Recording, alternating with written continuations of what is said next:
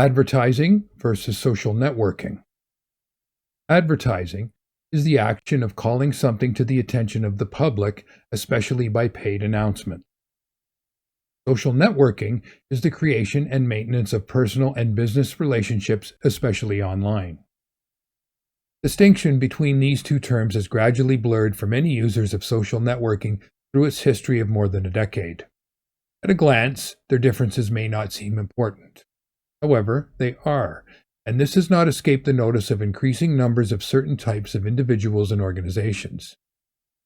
The earliest known printed advertisement is accepted to have been in 1472, when attendees of select churches in England were notified by a note pinned to the front door that a book was available for purchase. The first newspaper ad was featured in a 1704 American publication, while 1835 debuted the billboard advertisement, again in the United States, spreading word about circuses. Radio's emergence into popular culture introduced its own form of advertisement in 1922, with the host detailing the benefits of a Queens, New York apartment complex through a 10-minute infomercial. Then in 1941, a television commercial for the Bulova Watch Company was broadcast across the continent from WNBT, also in New York. Internet advertisement made its debut in 1994 with a banner ad from AT&T, eventually followed in 2007 by a modified format for mobile devices. Commercial advertisements tend to limit their characteristics to a specific few: the product or service for sale's name, description, price, location, and method of purchase. They commonly don't contain much detail about the seller because it would usually serve no strategic purpose for their objective. Nor do they deliver trade secrets, detailed business strategies, human resource records, or financial data beyond what is required of a publicly traded company to anyone who simply offers to receive them. Doing so could create unnecessary risk. Social networking's origin under our current definition of the concept could be debated, and the candidate platforms through its early stages to the present have been many. Some of the most popular providers in approximate chronological order include AOL Instant Messenger, MySpace, Facebook, WhatsApp, Instagram, Snapchat, Chinese language platform WeChat, and TikTok. Remember the definition of social networking: the creation and maintenance of personal and business relationships, especially online. In most situations where social networking is used for personal communication, there is no item or service for sale. Personal social networking messages and images are frequently populated with specifics such as opinions, plans, locations, possessions, finances, gossip, and other stream of consciousness expression about themselves and others. This information is delivered onto the hard drives of multinational corporations, then exchange it and sell it with partner and client companies indefinitely. Initially harvested under the premise of targeted marketing, regular reports across all media have indicated that private information is not and cannot be limited to that usage. In some cases, users' voluntary surveillance is undertaken in a misguided and possibly dangerous attempt at developing celebrity in the hope of generating financial success. There are examples that it has worked for a relative few.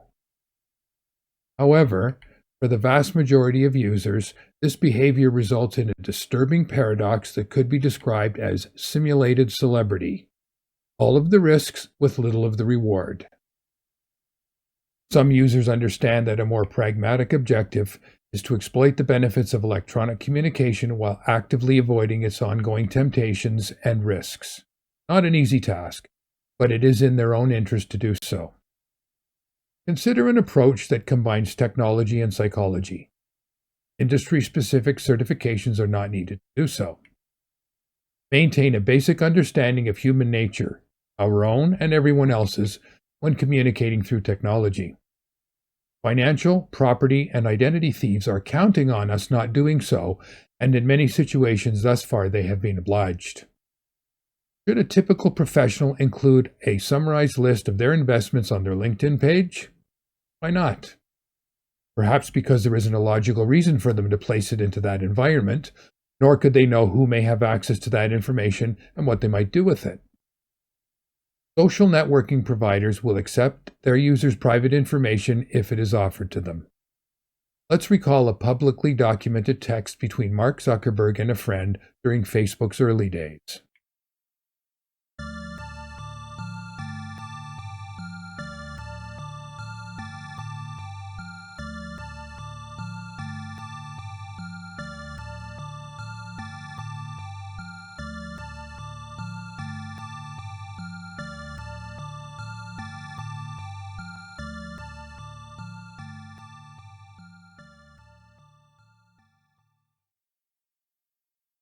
Should someone continue to do business with Netflix or Rogers if they learn the CEO referred to its customers in such a manner?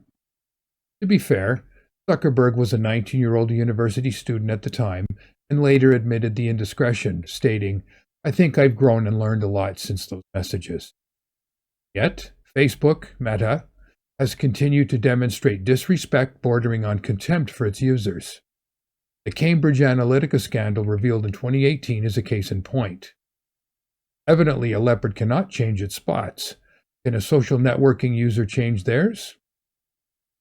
Before a user hits enter or send to post that next thought onto multiple hard drives of a social networking provider with the understanding that copy will be forwarded to the user's intended contacts, the user should ask themselves, what am I advertising to sell in this post, and what payment am I expecting for it? If the user is not charging a fee, then it is a giveaway. If what they are giving away is not a definable product or service, then it is themselves.